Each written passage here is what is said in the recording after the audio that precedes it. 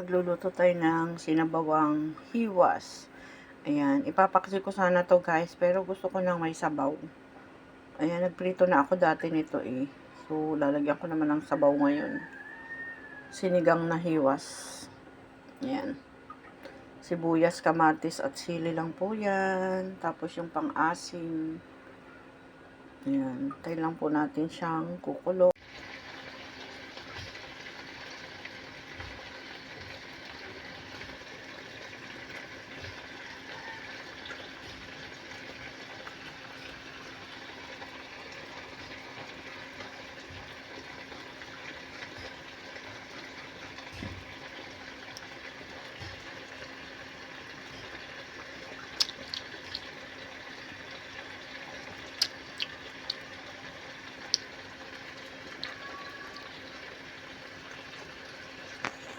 Sarap ng asim.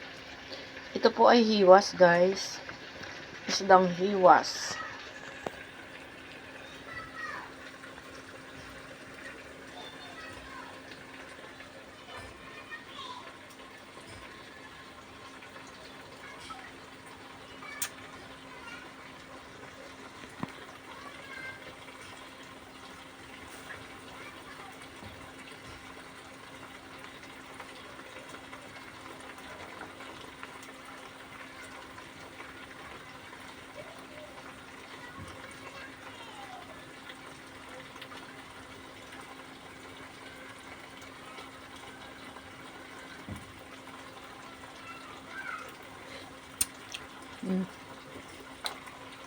Sarap.